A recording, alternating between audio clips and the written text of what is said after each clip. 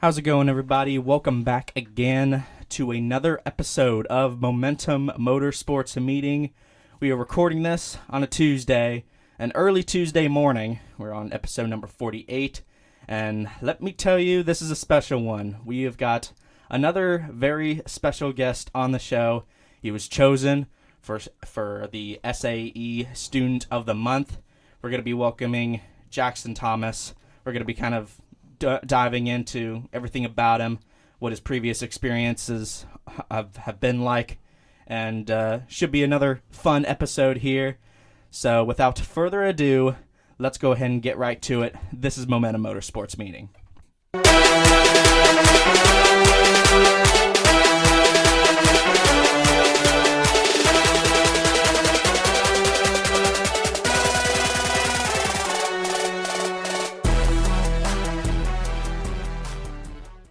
Alrighty, so like I said, we are here to welcome Jackson Thomas. Jackson, how you doing, my friend? Doing good, man. Good to be here.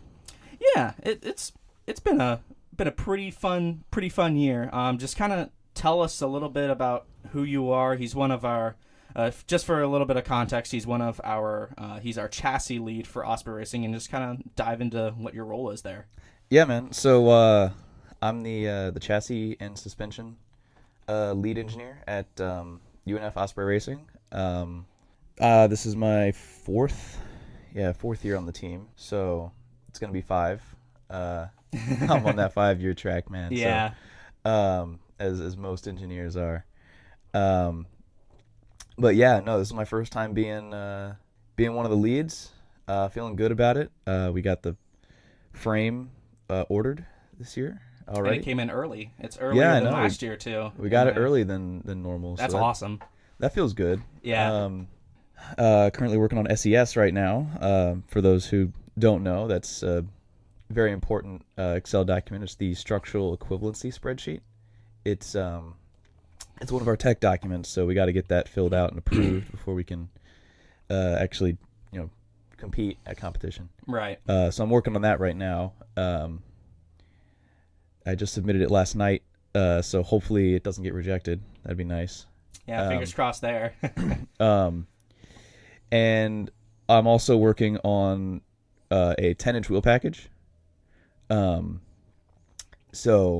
currently we run 13-inch diameter wheels.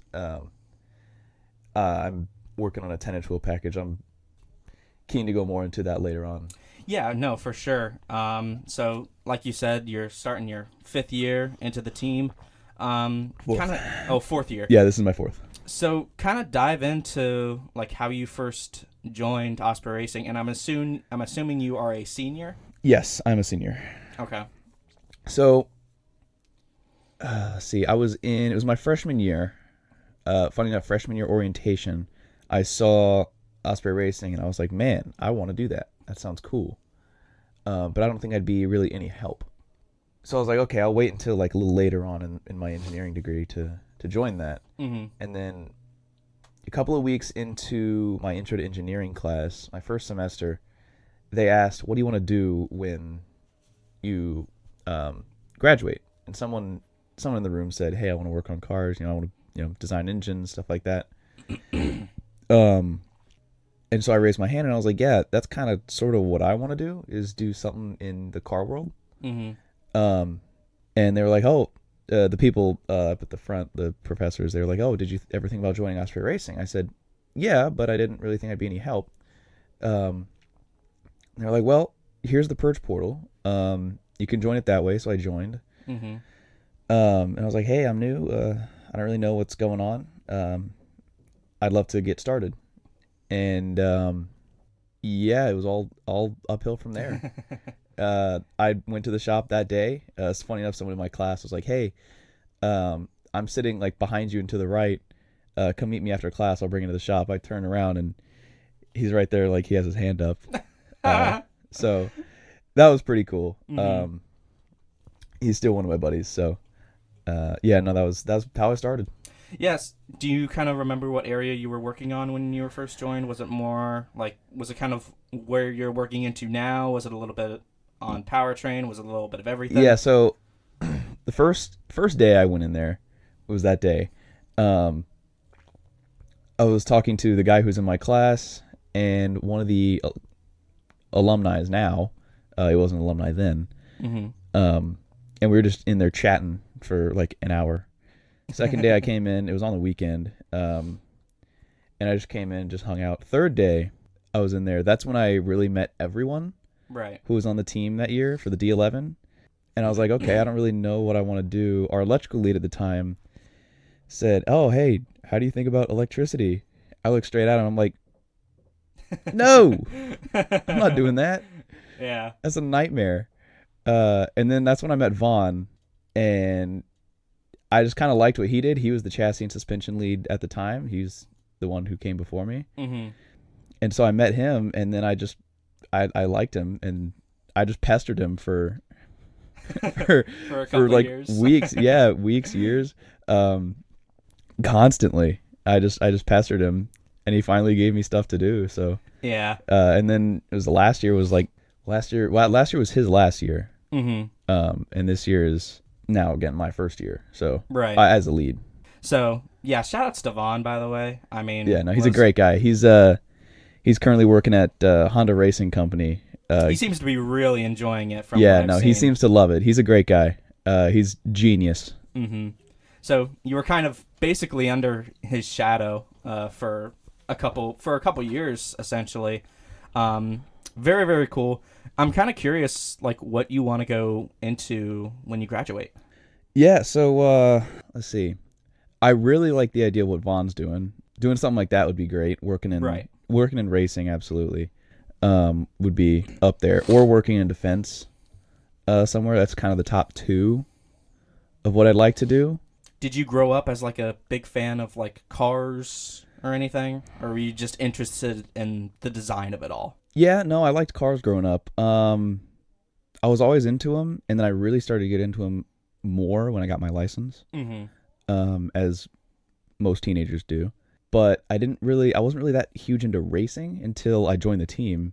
But all I really knew was I like how cars go vroom, so I wanted to do that for a living, and I thought that was really cool.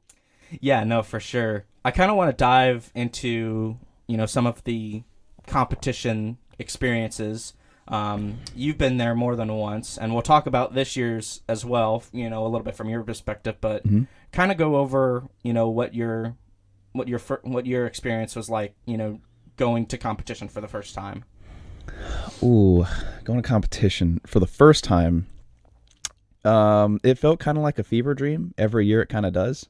It's a great experience. It's just every year it's gotten more stressful. The first year wasn't really bad because it was my first year. I wasn't really doing a ton. Right.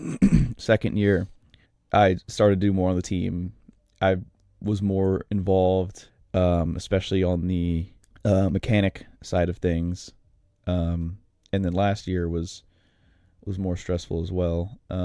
This year is going to be even more, especially because now I'm a lead and giving a presentation for design. But for my first year, that was the D11 year. I'm not the biggest fan of that car. For those who know. Those who don't, there's reasons. Yeah. But it was an experience for my first year. I, funny enough, remember more of that year than I do my second year on the team. Oh, really? Yeah, I think it was just because it was such a new experience. Right, yeah. I remembered it a lot more. And then the second year, I don't remember basically any of. It's so weird. I remember the hotel we stayed at. And that might be it. That's about it. Well, what do you remember from the D11? Ooh, so I remember before comp. No, let me backtrack. Or I guess forward track. I'm just going to talk about comp. Yeah, no, for sure. So we passed tech first try, which was great. And this was coming off of the DX year, which we placed 18th out of 120th. So we had really high hopes. We unfortunately didn't get the 18th that we wanted. But our the car wasn't really in tip-top shape when we got there, and was never really in tip-top shape ever. Do you remember like what the issue was with it? Yeah, so that was the first year we switched to carbon fiber suspension rods, and we ran into an issue where the aluminum nodes that the carbon rods actually connected to, they bound up in our uprights. They didn't have full range of motion. So that put the carbon rods in bending, and carbon is very brittle. So carbon's brittle. It's very good in tension. Mm-hmm. It's not good in bending at all. And so that put the rods in bending, and the front suspension snapped and completely broke the entire front suspension. So we had to swap it out for the steel arms that we used the year before. And then, what else happened? I remember something happened with the diff and one of the axles in endurance. Oh, did it like break like while Yeah, the car was in endurance? Yeah, I can't remember exactly what happened, but that year was just it was kind of a nightmare. Funny enough, one of our alums now, he always forgets what year I'm in, and he was like, "Oh, the D11 was your first year?" Because he always thinks the DX is my first year. And he always goes, "Oh my God, the D11 was your first year? Oh, I'm so sorry." So that's always kind of funny. Yeah. So, you've obviously had a lot of experiences, and they definitely get more antic. Even this year, like it was my first time, joining and kind of going to competition with you, and I could definitely feel, the antics of just getting everything loaded, getting everything unloaded, and ready for certain events. So we'll kind of go ahead and talk about this year. We finally, after a year's worth of like grinding and just nonstop effort, we finally get a car.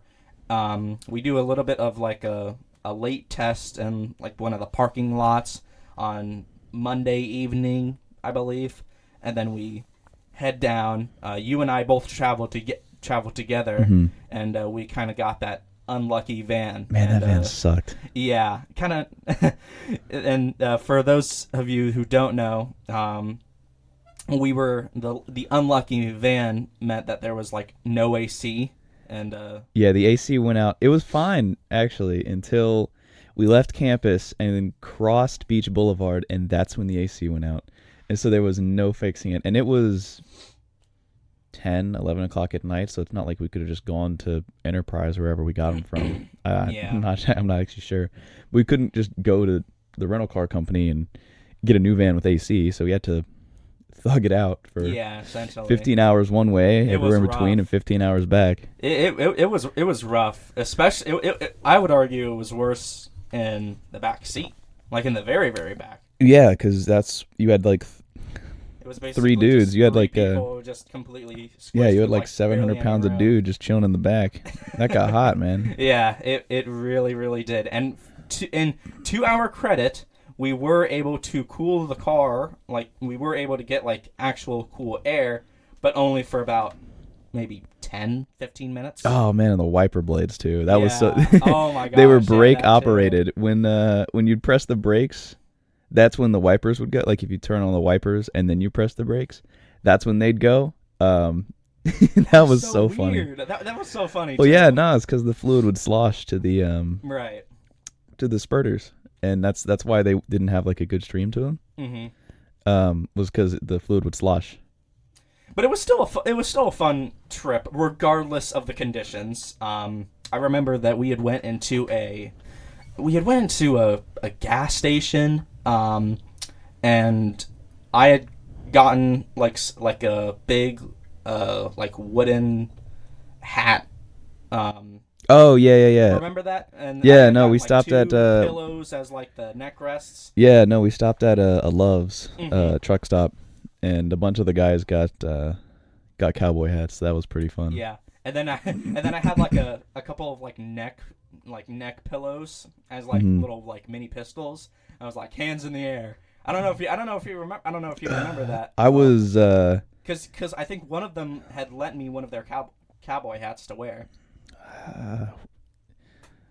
But it was very early on. Oh, I remember that. Yeah, no, that was that was fun. I like that. No, I was so tired then. That was like 4 a.m. I went to sleep after staying up for like 36 hours. I went to sleep at finally 2 a.m. Right. in the car, and then we stop at that truck stop, and then Jackson, it's your turn to drive. Oh man. So I only got like 2 hours of sleep. Yeah. And then, so I was just coming off of a cold then.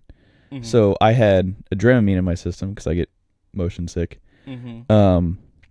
And then another Benadryl in my system because I was coming off a cold and I didn't want the symptoms and to bother everyone in the car. Right. So I was so tired.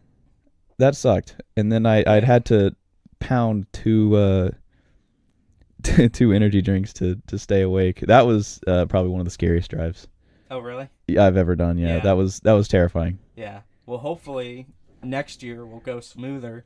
In the wee hours of the night. I've taken that shift 2 years in a row now.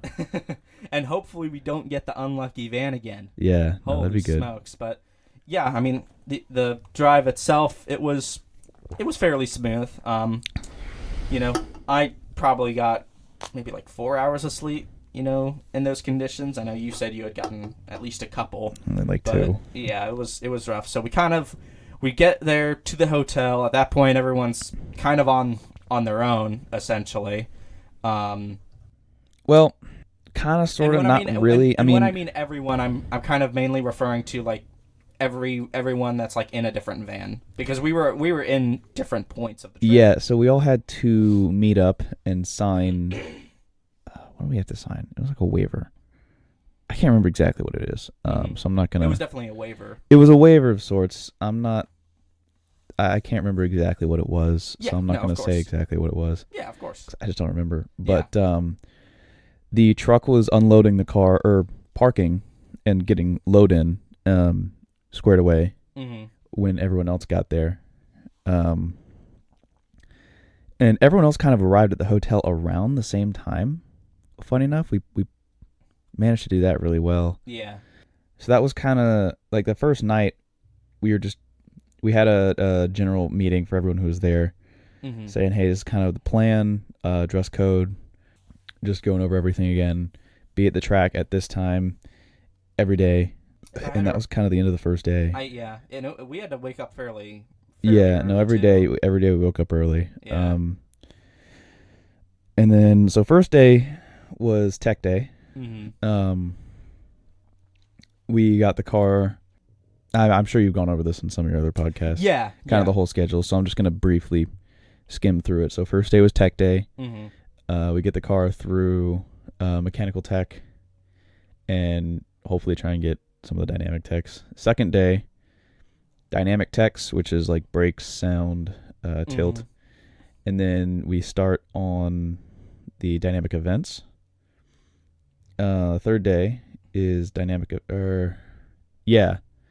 I believe that day, the second day, is also design presentations, and a lot of the presentations were that day as well. Yeah, I think I remember that too. What area do you remember what area were you working on this year? Was it presentations? Suspension. Okay. Vaughn did most of the presentation for suspension and vehicle dynamics.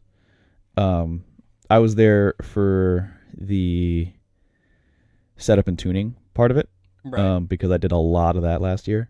Right. So I got really comfortable with the best ways and most efficient ways to tune the car and how we tune the car. So I was able to present that in the presentation, but Vaughn did most of it. He did great. I think he's the only one who got 24 out of 25 points. So a near perfect score. Near perfect score in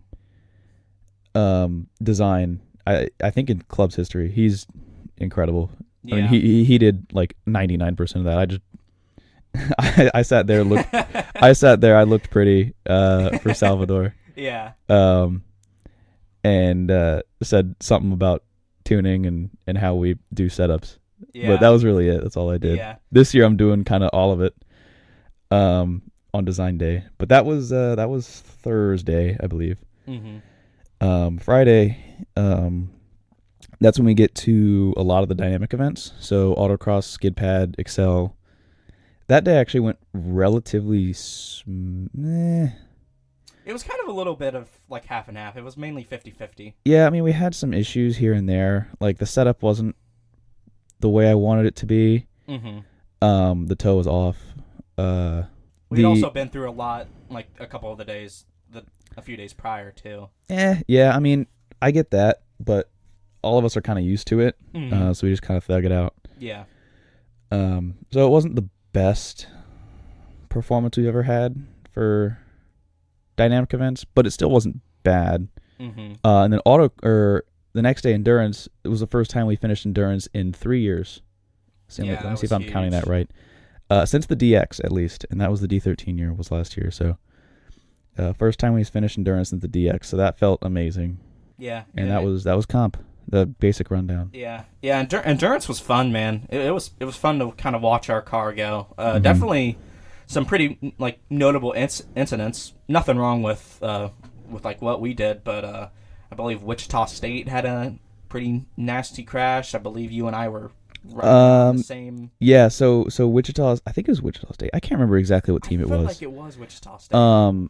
But yeah, they spun, and hit the barrier. Mm-hmm. But they got right back on the track, which was great. Great for them. And I Yeah. think they actually finished endurance. So Oh wow. yeah, no, they didn't damage anything on their It car. really looked like they did. No, they didn't. It did look like it, but no, they didn't. They got really lucky. Yeah, they really did. They got lucky. The barrier just kind of tipped, and they were actually able to finish. So that was really good for them.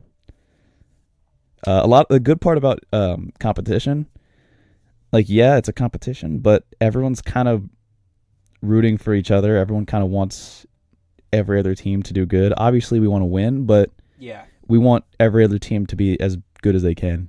Yeah, no, for sure. I remember there was like the crowd kept cheering on the team that had kind of gotten to the barrier around each and every lap, and yeah, to hear them, finish endurance is definitely pretty big. There was also another incident. It happened like right in front of us. I had kind of moved over to kind of right around where the car had kind of crashed into the barrier. It kind of moved like right near that area.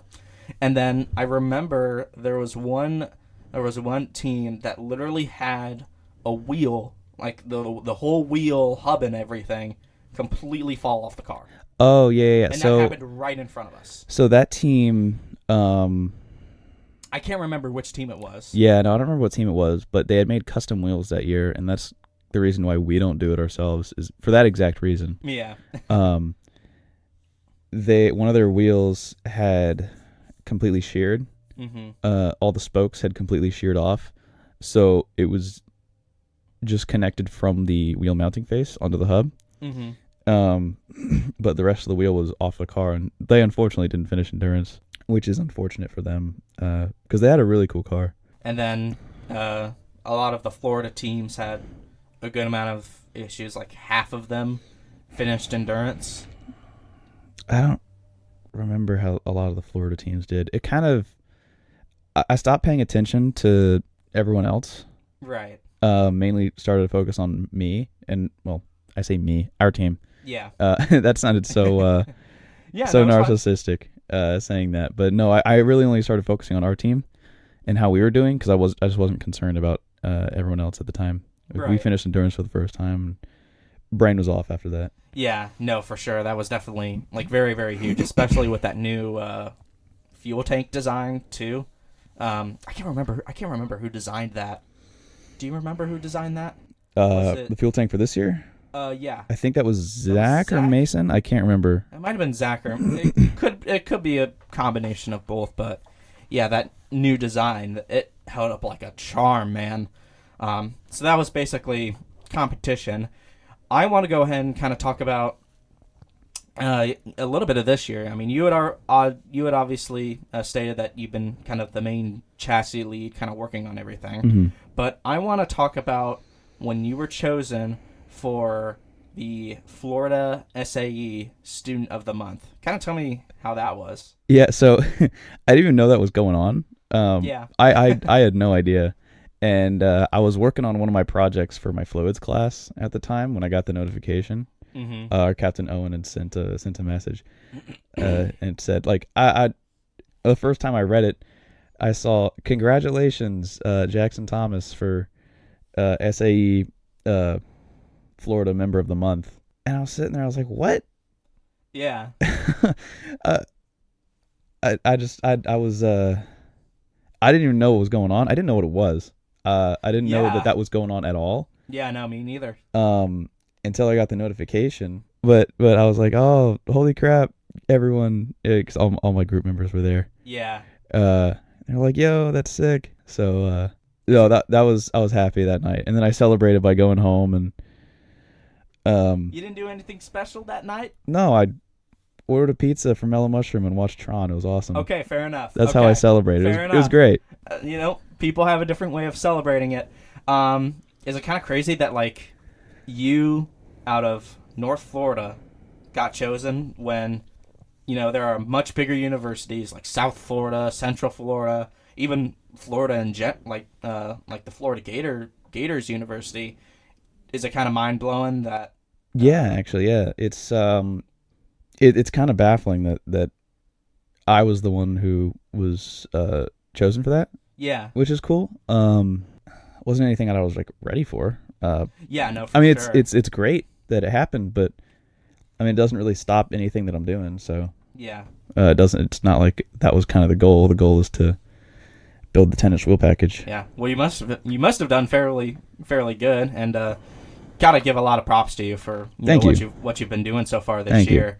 I kind of can't wait for next year as well. Yeah. So I kind of do want to talk about that as well. The 10-inch wheel package. Mm-hmm. Yeah, go for it. So currently, we run on our car. We're one of the only teams. We are the only team in Florida. We're one of the only teams at competition who still run 13-inch wheels. And that wheel package was designed by Sparky for the D9. And we've just kind of ran the same wheel package for 5 years now, because that was like the D9 Part 1. Right. So we've run the same wheel package for like 5 years now, and it's going to be this year as well. So because this this new wheel package is a 10-inch thing, or is a 2-year thing. So that's going to be kind of my magnum opus, kind of the big thing for me. For Vaughn, it was carbon suspension. He really nailed it last year. But the 10-inch wheel package is a complete redesign. We're going to smaller wheels, which gives us it reduces our unsprung mass, and it reduces yaw inertia, because in a FSAE car you want a really twitchy car. The tracks are super tight. All the dynamic events are super tight. So you want a car that really like twitches around the corners. And another added benefit of it, which is unintended, but it's definitely a benefit that I thought of. Mm-hmm. Due to the short nature of the tracks or dynamic events, your tires don't really get that much time to heat up to operating temp. And we're in Michigan, so it's cold. So the 13-inch tires definitely take longer to heat up than the 10 inches, because we want to get up to that operating temp as fast as possible. Yeah. And that's a whole lot easier to do with the smaller tires. But it's a complete redesign of all the kinematics on the car, all the suspension kinematics. So whole new outboard pickup points, inboard pickup points, whole new actuation, whole new steering. It's all changing. It's a lot of change. For sure. So I'm keeping the wheelbase and track widths the same. They're proven to work. I know for our wheelbase we run 62-inch wheelbase, because the limit is 60 inches, although we account for manufacturing errors with that extra 62. I measured the past 2 years' cars, and they were 61 and a half and 61. So having that extra buffer really is good to have. And it's still a really short wheelbase, so again, it allows for a twitchy car, which is good. Nice tight turning radius. So I have a couple of things squared away. I've determined all of the kind of old... I've determined the starting points from the old kinematics that we run. Mm-hmm. So once I get my Optimum Kinematics software in, and I'm logged into that with a new license key, I can start on the new kinematics. But I have starting points, so my kingpin inclination, front view swing arm length, side view swing arm length, all that jazz. And then I have limits on where I can and can't place the inboard and outboard pickup points. And with the optimization module from Optimum Kinematics, I can do that, and I can figure that out pretty easily, actually. And it's still a very iterative process. So it's not just you do it once and you're done. But it's just kind of a repeat. Yeah, so you do it a handful of times, figure out what works best. And then you might have a design change or a slight change that might increase performance or decrease performance, or just completely change how your suspension is going to actuate or perform. So it is very iterative. Luckily, we have a whole lot of starting points that kind of work. I'm also using a lot of tire data for this as well, so I'm not going in blind. Yeah, for sure. And kind of speaking of data, we had skid pad, I believe, skid pad testing. Yeah, it was skid pad testing. That was a couple weeks ago. Yeah, so it was primarily for development for the 10-inch wheel package. Kind of see what pressures work best for tire pressures. See along with the brake bias, because I know we were messing with that a little bit. No. Oh no. No. Okay. So we don't touch the brakes in skid pad. All skid pad is steady state cornering. So it's not transient. So I'm not really focused on any changes like in it. So it's not like, oh, I'm understeering here, let's shift brake bias. It was, hey, I'm understeering, let's change tire pressures, or let's adjust any roll bar stiffness. Oh yeah, it was the tire pressures that we were kind of going so it was a lot of the tire pressures that we were changing. We actually managed to get the fastest skid pad time we've ever recorded. Oh really? Yeah. And that would have given us first place last year in skid pad. Oh, that's awesome. And that's the goal for this year, is first place, or this year and especially next year for the 10-inch wheel package. That's kind of the main goal, is first place in skid pad, because it's pure mechanical grip. You can always train a driver to be consistent. So that's kind of the goal, is to train a driver to be really consistent with skid pad and just not really change at all. And that just comes down to their seat time. Yeah. It's my job to design a car that can actually perform and do that. Yeah, and if I remember, the car was also out of alignment. So kind of dive into kind of what that means. Yeah, so the car was, well, for both skid pads, funny enough, because I haven't really changed the alignment since competition. Right. But the car itself, I did a set down on the car after skid pad, because we could turn left really good, couldn't turn right very well. So I knew it was something with the alignment. I did a set down with the car afterwards, and it was a camber issue. Toe was actually fine. Camber was not. There was a lot more camber on one side than the other. Almost 3 degrees in the front, which is way more than we run.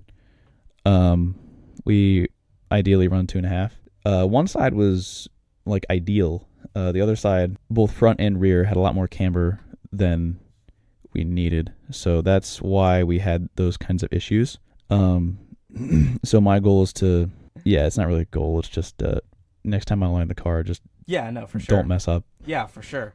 Don't be stupid, and I'll get it. It's and fine. even with the the car like out of alignment, like it was still good during skid pad testing, which was kind of the beauty. I mean, I can't even imagine of how the car would run, if the car was like aligned properly. No, I mean it'll be good.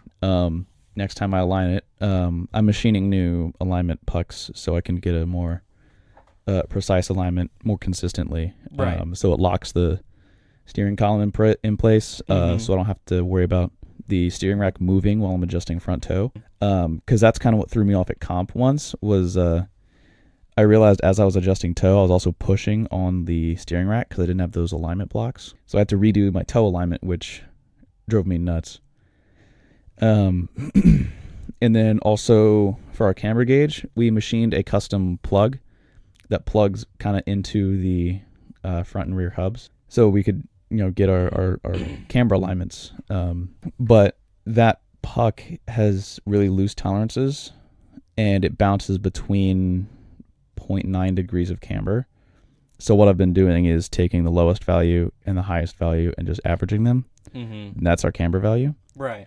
I'm currently in the process of machining a new one of those, so I can get accurate values. So maybe it only bounces between 0.1 degrees, which is, I mean, ideally you want 0.0, You don't want any difference in those measurements top to bottom, but you don't want it to move at all in there. But if it moves slightly, like 0.1 degrees, I'm not that worried about it.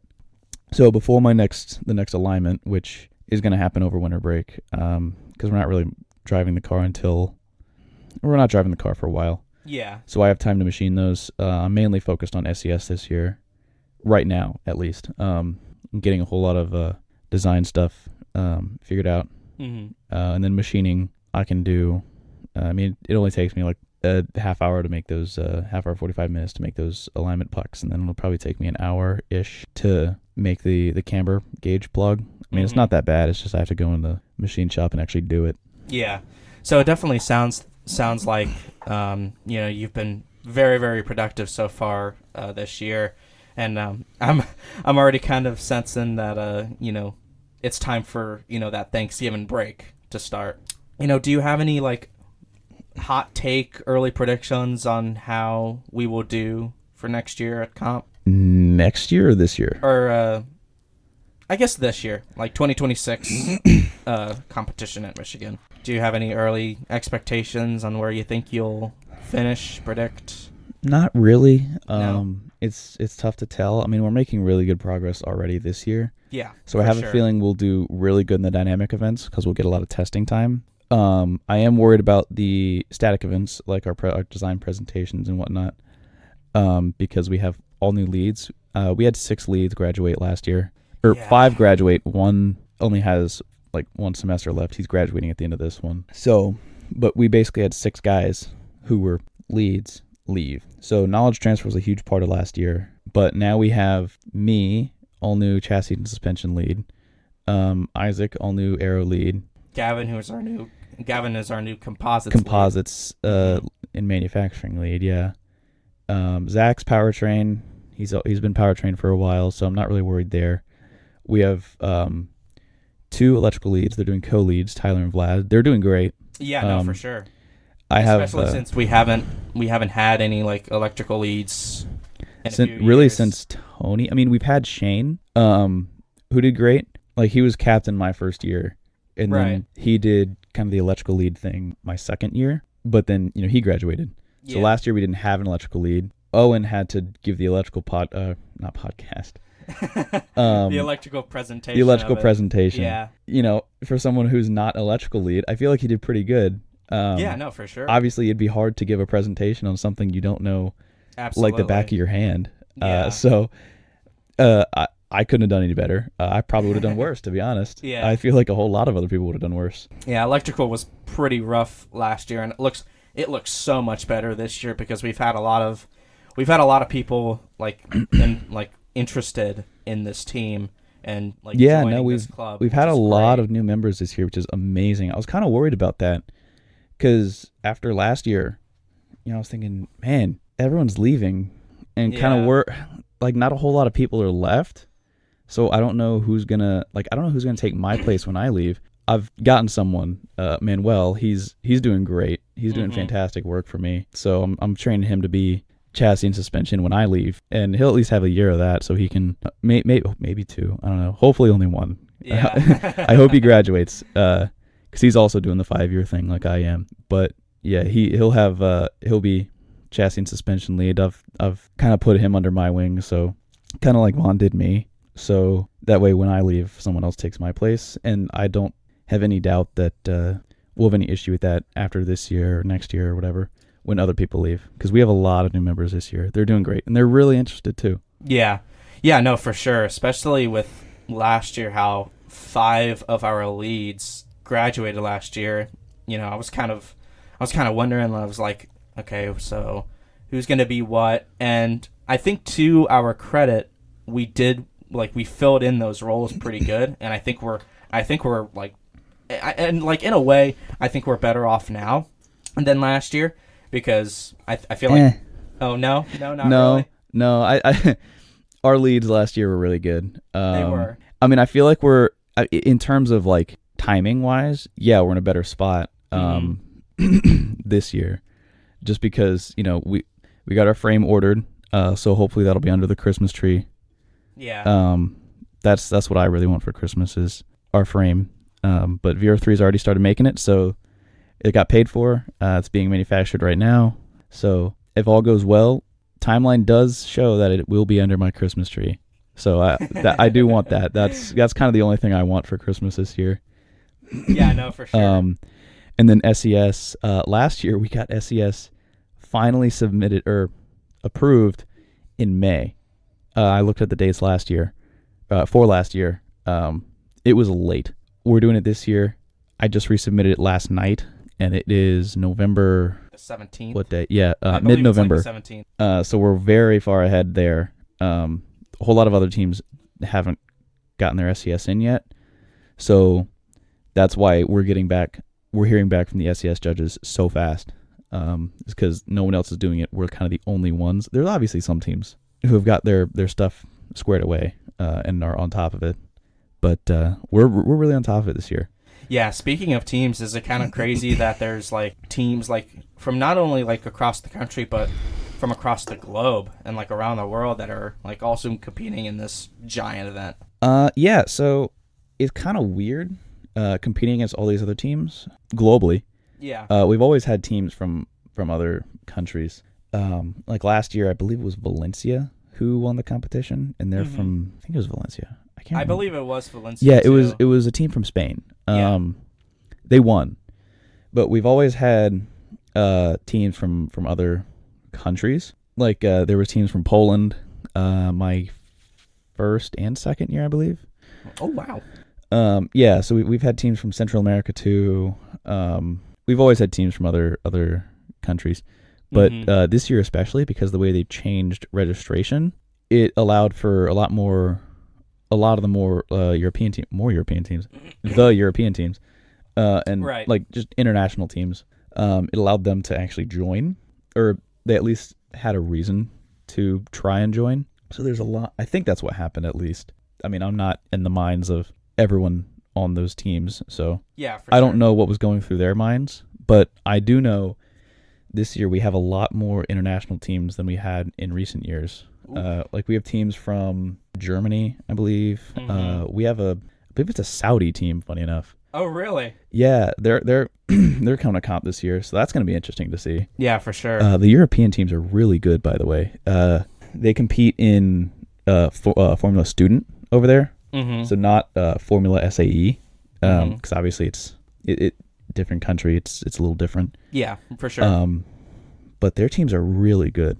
A lot of the stuff they do over there is incredible, and seeing some of their stuff like on Instagram, it's insane. There was one post that I saw where it was one team. I can't remember what country it was from, but there was one team that had gotten the car to like start and run after 3 years. Oh yeah, I saw. I think that was an Indian team. Yeah, wasn't it an India team? I think it was. So cool. That was so cool. Yeah, no, that was really cool to see. Funny enough, JU is also starting a team this year. Yeah. They probably won't have a car for a little while, at least 2 years. But it'll be really cool if we see them at comp next year. I mean, obviously they didn't even register this year, so they know they're not going to make it this year. Yeah. I mean, sure. I doubt they even have a frame. They just started, so it's going to take them a little while. But I mean, I really hope to see them there next year. It's really cool having another team in Jacksonville. Jacksonville of all places. Yeah. Having two teams is really cool. That is definitely very, very so cool. I really do wish them the best. And I hope that they can that they make it next year. I hope that their school sure. is kind to them as well and lets them kind of go free for all in a way. Yeah, and gives stuff. them enough funding to actually make a good car. Yeah, because funding is a big part of it all. Yeah, funding's huge. Obviously, you don't get a car unless you don't have the money to pay for it. I mean, our frame this year was about $13,000, so I don't have that. I don't have that kind of money. Yeah, is that more expensive than last year's? Yeah, a little bit. Last year's was $11,500. This year it was 12.8, 12.9, so basically 13. It was a little bit more expensive, but not any more than I expected. I expected it to be like 15. And so it was really nice when I saw 12 in front of that number. I was like, okay. Yeah, no, that felt really good. So I was like, oh, great, we'll have a frame. I am a bit surprised that. Well, I guess FSU and FAU are based. I talked to someone from FSU, and I know they were saying something about that. I think it was FAU. I can't remember for sure exactly what team it was that they were kind of joined up with, but FSU doesn't actually have a team of their own. That's kind of crazy to me. Especially because, like, I kind of grew up there. I kind of grew up around that area. Yeah, but they're not really an engineering school. Fair point. UF definitely has a team. They switched to EV my first year, so the D11 year. A lot of other Florida teams are still running IC. I'm trying to think of who else is there that would be an EV. I don't think there's not as many. I don't think there's any, actually. Oh, really? Yeah, because I think the only Florida teams, so obviously us, Osprey Racing, we're going to count JU in there. Yeah. Just for fun, even though they haven't really made it to comp yet. We're still counting them because they have an team. UF, even though they're EV. Central Florida. UCF, Embry-Riddle, USF, FAU, and FIU. What about West Florida? No, they don't have one. No? No. I have one of my coworkers actually goes to school at UWF. He was telling me they don't have one. Yeah. I'm surprised that Miami doesn't have one either. Yeah, they are a private school, so yeah, that is true. Maybe that's why, but I'm not entirely sure. I mean, again, I'm not really focused on what other teams are doing. I'm just trying to build the best car we can build. Yeah, no, for sure. Us. And kind of, speaking of cars, like, I want to shout out Embry-Riddle at Daytona for kind of helping us a lot with competition. Oh yeah. So the muffler we made this year wasn't really the greatest. The guy who designed it, actually, Kai, he won an award for it. Oh, nice. It was a really good design for a muffler. It just wasn't really manufactured the best. So the muffler itself was loud. The exhaust note coming out of it wasn't, if that makes sense. So it threw off all of the sound machines, like all of the decibel readers, because they were picking up the sound that the exhaust actually, like the muffler was making, not the sound, not the exhaust note coming out of the muffler. So we got help from Embry-Riddle this year. We used one of their mufflers. They were super kind to us, so thank you, Embry. Yeah, we love you guys. Embry-Riddle did great. Finished 20th. Yeah, no, they did really good. We love you guys, by the way. So thank you so much for that muffler. And I'm sorry that we accidentally brought it in our trailer back with us. Oh, no, did we really? Yeah, we did. So, and I noticed it when we got back to town, and we were unpacking the trailer after comp. And I was looking, I was like, wait a minute. This is Embry's muffler. And I think one of our guys was like, oh, whoopsie. We'll bring it back to them, no problem. So yeah, it all sorted itself out. Sorry we couldn't give it back to you there at comp, but we did give it back to you soon after. So. Yeah. But no, they were super kind to us. They let us use their muffler, and we passed sound like immediately after that. So it was good. It was great. It was much needed considering everything that went on beforehand. And with that, that'll wrap it up with another episode of Momentum Motorsports Meeting. Jackson, I'm kind of glad that it's over. I'm out of breath. Yeah, thank you so much for joining, being a part of the show. It was great to have you.